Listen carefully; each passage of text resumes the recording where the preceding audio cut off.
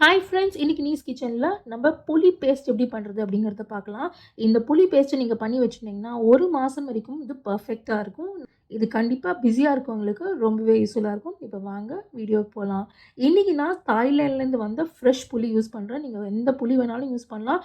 இந்த புளியில் எக்ஸ்ட்ராவாக ஓடு பிரிக்கிற வேலை இருக்குது. பட் நம்ம ரெகுலராக கடையில் வாங்குகிற புளியில் ஓடு பிரிக்கிற வேலை கிடையாது. இது எல்லாமே சேம் ஸ்டெப்ஸ் தான். இந்த தாய்லாந்து புளி பர்டிகுலர்லி சவுத் ஈஸ்ட் ஏஷியன் கண்ட்ரீஸில் கிடைக்கும். இதை வாங்கின உடனேவே யூஸ் பண்ணாமல் ஒரு 3 மாதம் ஃப்ரிட்ஜில் போட்டு யூஸ் பண்ணிங்கன்னா கொஞ்சம் புளிப்புத்தன்மை வர ஆரம்பிக்கும். அதுக்கப்புறம் இதில் பண்ணுற ரசம் பர்ஃபெக்டாக இருக்கும். இதில் ரசம் மட்டும்தான் பண்ணலாம். சாம்பார் குழம்புக்கெலாம் நம்ம ரெகுலர் புளி தான் பர்ஃபெக்டாக இருக்கும். அதனால் நான் எப்போதுமே 2 பாட்டில் புளி வச்சுப்பேன். ஒன்று ரசத்துக்கு, ஒன்று வந்து சாம்பார் குழம்புக்கு. முதல்ல இந்த புளியில் இருக்கிற ஓடெல்லாம் எடுத்துடலாம். இது எடுக்கும்போது நமக்கு சில ஸ்பாயில்டு புளிஸும் வரும். ஸ்பாயில்டு புளிஸ் நான் உங்களுக்கு காமிக்கிறேன். அது பார்க்கவே கொஞ்சம் ட்ரையாக இருக்கும். அந்த ஓடு எடுக்கிறது ரொம்ப கஷ்டமாக இருக்கும். இந்த புளியை நம்ம யூஸ் பண்ண முடியாது. நல்லா ஃப்ரெஷ்ஷாக சாஃப்டாக இருக்கிற புளி தான் யூஸ் பண்ணோம். இதை நான் கடையில் வாங்கிட்டு 3 மாதம் அப்படியே ஃப்ரிட்ஜில் வச்சுட்டேன். வெளில வச்சிங்கன்னா கண்டிப்பாக கெட்டு போகும். ஃப்ரிட்ஜில் தான் வைக்கிறோம். 3 மாதத்துக்கு அப்புறம் எடுத்து பார்த்தோன்னா கொஞ்சம் புளிப்பு தன்மை வந்திருக்கும். ஸோ அதனால் உடனேவே யூஸ் பண்ணாதீங்க. உடனே யூஸ் பண்ணிங்கன்னா அது நல்லா தித்திப்பாக இருக்கும். உங்களுக்கு ரசம்லாம் நல்லா இருக்காது. ஸோ இந்த ஓடெல்லாம் பிரித்து முடித்ததுக்கப்புறமா நம்ம அடுத்த வேலை இதில் இருக்கிற ஃபைபரஸ் ஐட்டம்ஸை பிரிக்கிறது தான். இது வந்து ரெகுலர் புளிக்கும் இந்த வேலை இருக்குது. இந்த புளிக்கும் அதே வேலை தான் இருக்குது. ஸோ இதில் கார்னரில் இருக்கிற இந்த ஃபைபர்லாம் ரிமூவ் பண்ணதுக்கப்புறம் அடுத்தது நம்ம கொட்டையை எடுக்க வேண்டியதான். கொட்டையை கையில் எடுக்காதீங்க. ஏன்னா இது பேஸ்ட் தான். ஸோ தண்ணியில் ஊற வச்சு எடுத்தோன்னா ரொம்ப ஈஸியாக இருக்கும். நார்மல் கேசஸில் நீங்கள் அஃப்கோர்ஸ் கையில் தான் எடுத்தாலும் இந்த ரெசிபிக்கு நீங்கள் தண்ணியில் ஊற வச்சு எடுக்கலாம். ஸோ கொட்டையை எடுக்கிறதுக்கு ஒரு பவுலில் இந்த புளியெல்லாம் போட்டுருங்க. போட்டதுக்கப்புறம் நல்லா கொதிக்கிற தண்ணியை இந்த புளி முழுகிற வரைக்கும் விட்டுக்கோங்க. நல்லா கரெக்டாக முழுகணும். எக்ஸ்ட்ரா தண்ணி வேண்டாம். இது முழுகினதுக்கப்புறம் மூடி வச்சுருங்க. 2 ஹவர்ஸ்க்கு இதை தொடாதீங்க. 2 ஹவர்ஸ் கழிச்சு பார்த்தீங்கன்னா இதில் இருக்கிற தண்ணியெல்லாம் அந்த புளி கம்ப்ளீட்டாக அப்சார்ப் பண்ணியிருக்கோம்.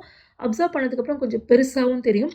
இப்போ கொட்டையை எடுக்கிறது ரொம்ப ரொம்ப ஈஸி. கொட்டையெல்லாம் எடுத்து முடிச்சதுக்கப்புறம் நம்ம அரைக்க வேண்டியதான். ஏன்னா இதில் பெரிய அளவுக்கு ஃபைபர் இருக்காது. நம்ம ஆல்ரெடி எடுத்துட்டோம். இப்போ அரைக்கிறதுக்கு நான் வந்து மிக்ஸி ஜாரில் போடுறேன். இது என்னோட மொத்தமாக இந்த விழுதோட கணக்கு அப்படின்னு பார்த்தீங்கன்னா சுமாராக ஒரு 1 1/2 கப்பு வந்தது. 1 1/2 கப்புக்கு 1 டீஸ்பூன் உப்பு சேர்த்துக்கிறேன். பவுடர் சால்ட் இல்லை ராக் சால்ட் எது வேணால் சேர்த்துக்கோங்க. உப்பு சேர்க்கறது மேண்டேட்ரி. ஏன்னா உப்பு தான் ப்ரிசர்வேட்டிவ். உப்பு சேர்த்திங்கன்னா ஷெல்ஃப் லைஃப் 1 மாதம் வரைக்கும் வரும்.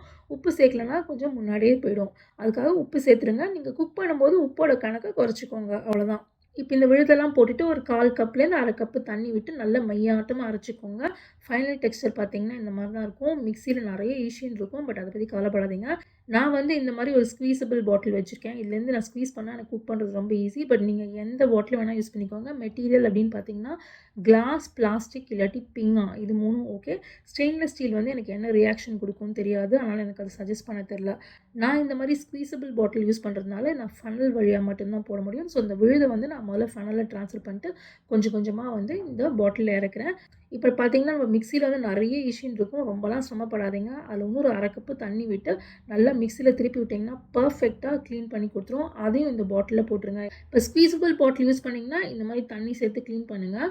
பட் நான் ஸ்குவீசபிள் பாட்டில் யூஸ் பண்ணல, எனக்கு திக்காக தான் பேஸ்ட் வேணுங்கிறவங்க நீங்கள் ஸ்பூனால் மெதுவாக எடுத்து இதை க்ளீன் பண்ணிக்கோங்க. 2த்துக்குமே ஒரே 1 மந்த் ஷெல்ஃப் லைஃப் தான். எந்த டிஃப்ரென்ஸும் கிடையாது.